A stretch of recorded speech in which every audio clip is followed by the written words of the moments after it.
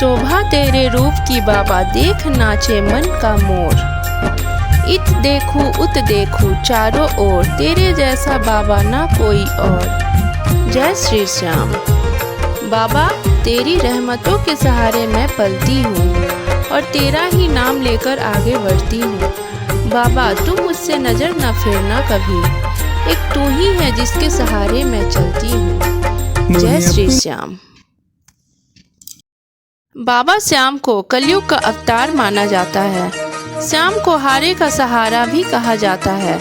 हर साल लाखों भक्त बाबा श्याम के दरबार में शीश नवाने के लिए आते हैं। लेकिन क्या आपको पता है कि बाबा श्याम कौन है और खाटू श्याम जी की बाबा श्याम का मंदिर क्यों बनाया हुआ है, जो संपूर्ण विश्व में प्रसिद्ध है?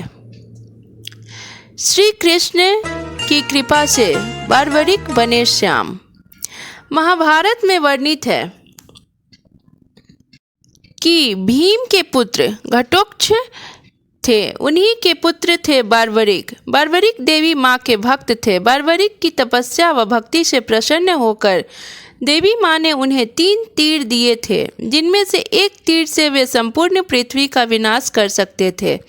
ऐसे में जब महाभारत का युद्ध चल रहा था तो बारबरिक ने अपनी माता हिडिंबा से युद्ध लड़ने की पेशकश की।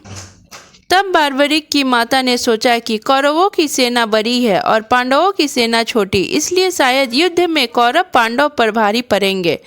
तब हिडिंबा ने कहा कि तुम हारने वाले पक्ष में युद्ध लड़ोगे। इसके बाद माता की आज्ञा लेकर बारबरिक महाभारत के युद्ध में शामिल होने के लिए निकल पड़े। लेकिन श्री कृष्ण को पता था कि जीत पांडवों की होने वाली है। अगर बारबरिक युद्ध स्थल पर पहुंचते हैं तो वे कौरव पक्ष में युद्ध लड़ेंगे। इसलिए भगवान श्री कृष्ण ब्राह्मण का रूप धारण कर बारबरिक के पास पहुंचे। तब भगवान श्री कृष्ण ने बारबरिक से उनका शीश दान में मांग लिया। दानशीलता के कारण बारबरिक ने बिना किसी सवाल के अपना शीश भगवान श्री कृष्ण को दान दे दिया। इसी दानशीलता के कारण श्री कृष्ण ने कहा कि तुम कलयुग में मेरे नाम से पूजे जाओगे, तुम्हें कलयुग में श्याम के नाम से पूजा जाएगा। तुम कलयुग का अवतार कहलाओगे और हारे का सहारा बनोगे। गर्भवती नदी में बहाया गया था श्याम का शीश। घटोत्कच के पुत्र बारबरिक ने जब भगवान श्री कृष्ण को अपना शीश दान में दिया तो बारबरिक ने महाभारत का युद्ध देखने की इच्छा जताई। तब श्री कृष्ण ने बारबरिक के शीश को ऊंचाई वाली जगह पर रख दिया। तब बारबरिक ने संपूर्ण महाभारत का युद्ध देखा। युद्ध समाप्ति के बाद भगवान श्री कृष्ण ने बारबरिक के शीश को गर्भवती नदी में बहा दिया। ऐसे में गर्भवती नदी से बारबरिक यानी बाबा श्याम का शीश बहकर खाटू आ गया। बता दें कि खाटू श्याम जी में गर्भवती नदी 1974 में लुप्त हो गई थी।